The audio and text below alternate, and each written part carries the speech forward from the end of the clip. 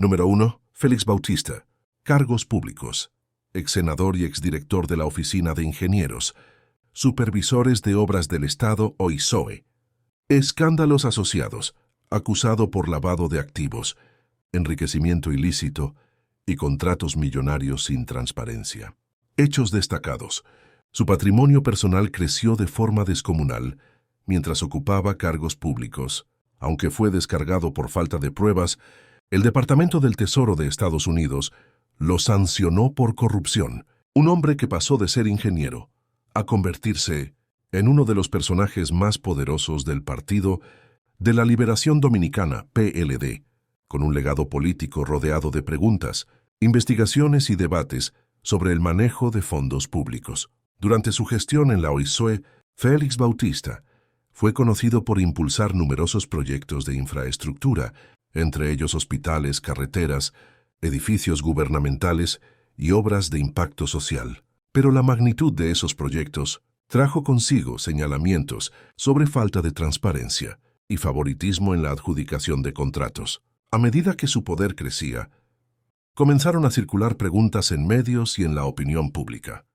Como un ingeniero que venía de orígenes humildes había acumulado una fortuna tan grande en tan poco tiempo, ¿de dónde provenían los recursos que le permitían financiar campañas políticas, construir empresas y mantener tanto poder dentro del PLD?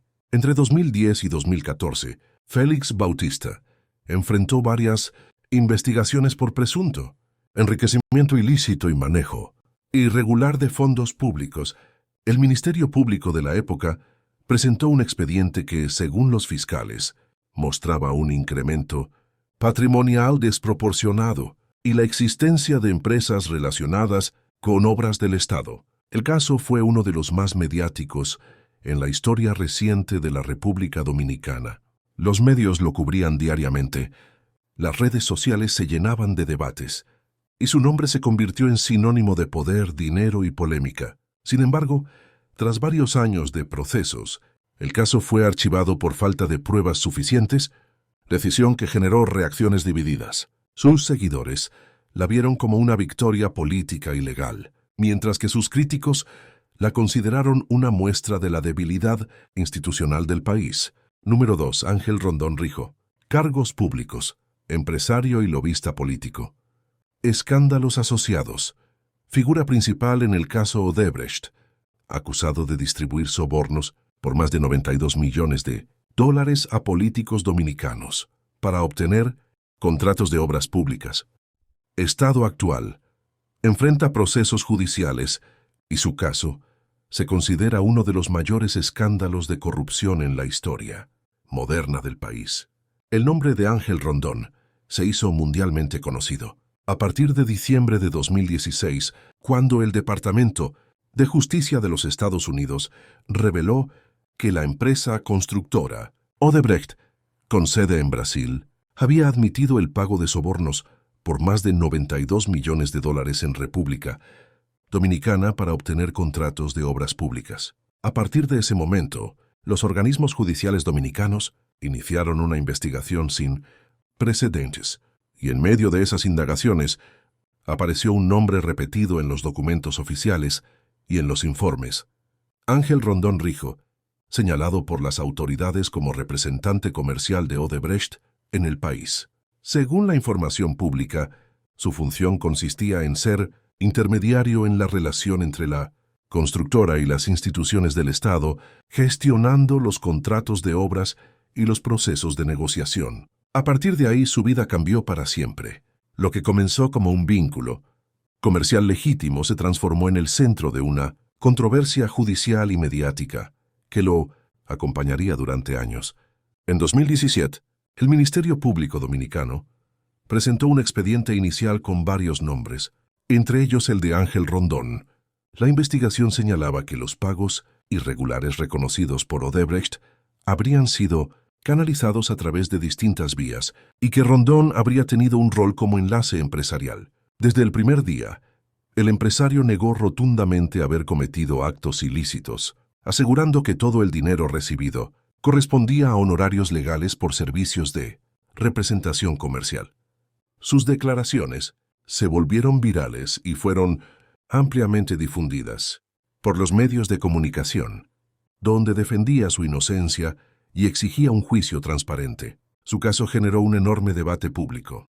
Muchos ciudadanos comenzaron a cuestionar la relación entre el sector privado y los contratos gubernamentales, mientras otros defendían su derecho a un proceso justo y sin prejuzgamientos. Número 3. Temístocles Montas.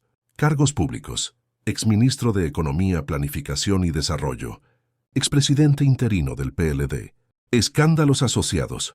También implicado en el caso Odebrecht, acusado de recibir fondos para campañas políticas.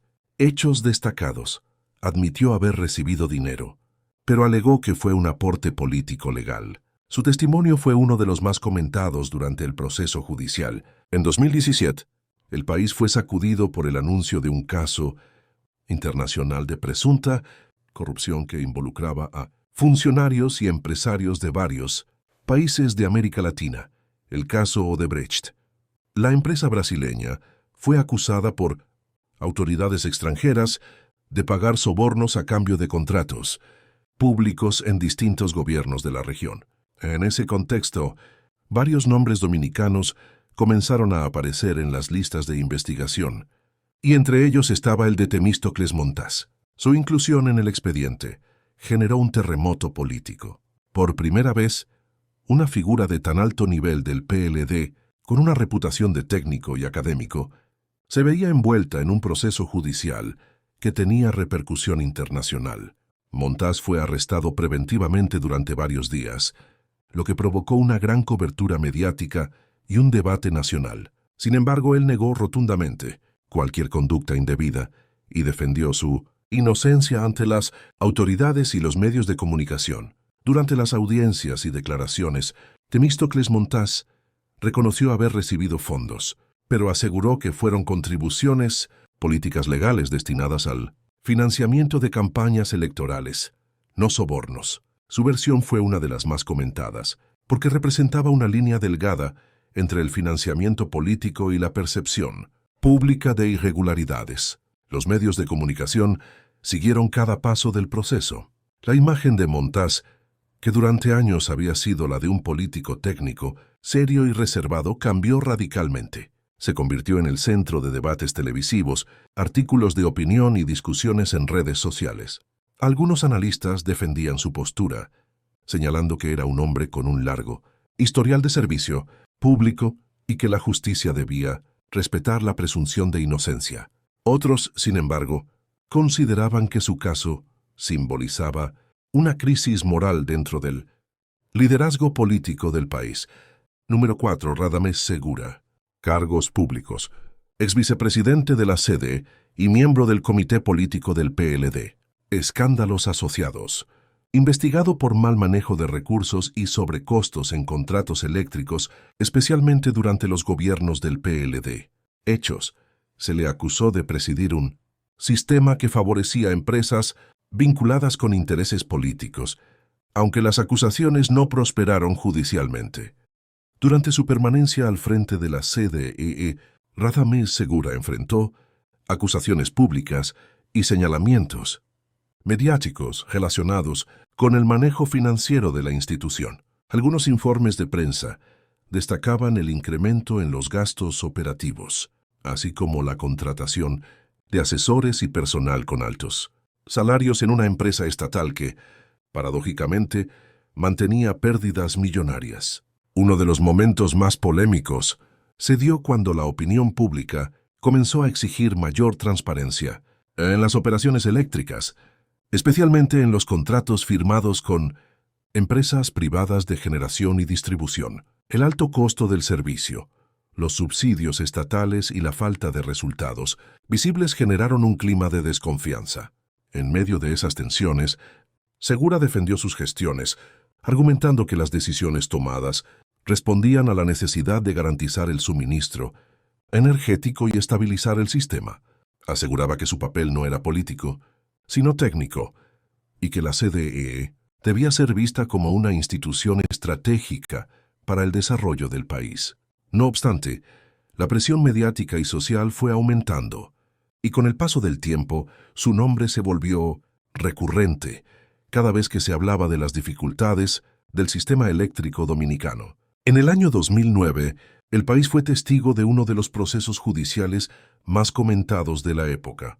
Radamés Segura, junto a otros funcionarios públicos, fue detenido de manera preventiva, como parte de una investigación sobre presunto uso irregular de fondos públicos. La noticia causó gran impacto. Ver a una figura de tan alto perfil político enfrentando un proceso judicial fue un hecho sin precedentes en la estructura del PLD. Durante los días de arresto, Segura mantuvo su defensa con firmeza, asegurando que todas sus actuaciones fueron legales y en beneficio del país. 5. César Sánchez. Durante los primeros años del siglo XXI, el tema energético se convirtió en una de las principales preocupaciones nacionales. Los contratos firmados por la CDE con empresas privadas, tanto locales como internacionales, fueron objeto de análisis y debate en los medios. César Sánchez defendía esos acuerdos como necesarios para garantizar la inversión y la estabilidad del servicio, pero los críticos señalaban que implicaban altos costos y compromisos financieros complejos para el Estado. En particular, algunas licitaciones y adjudicaciones comenzaron a llamar la atención de organismos de control y de sectores políticos de oposición. Aunque no existían pruebas directas de irregularidades en aquel momento, el tema de la transparencia en la gestión eléctrica se convirtió en un punto de presión constante. Años más tarde, muchos de esos contratos y relaciones institucionales serían revisados en el contexto de un escándalo internacional que involucró a varios países de América Latina, el caso Odebrecht. Ministerio Público Dominicano inició una investigación nacional que derivó en la imputación de varios exfuncionarios, entre ellos César Sánchez, quien había ocupado la dirección de la CDI durante el periodo en que se firmaron algunos de los contratos relacionados con la empresa brasileña. Su inclusión en el expediente generó un gran impacto mediático. Para la opinión pública, su nombre volvía a estar en el centro de la polémica, esta vez dentro de un contexto regional que involucraba a múltiples gobiernos y figuras políticas. César Sánchez fue señalado como uno de los funcionarios que habrían tenido conocimiento o participación en los procesos de contratación vinculados a la empresa, aunque él siempre negó haber cometido actos indebidos. Durante las audiencias, su defensa sostuvo que las obras adjudicadas habían seguido los procesos legales establecidos y que su gestión se apegó a las normas de transparencia vigentes. El caso Odebrecht se convirtió en el tema central de los noticieros, debates televisivos y portadas de periódicos en toda la República Dominicana. César Sánchez, quien había mantenido un perfil discreto durante años, pasó a ser una figura pública nuevamente, pero esta vez en medio de un ambiente de crisis de confianza y tensión social.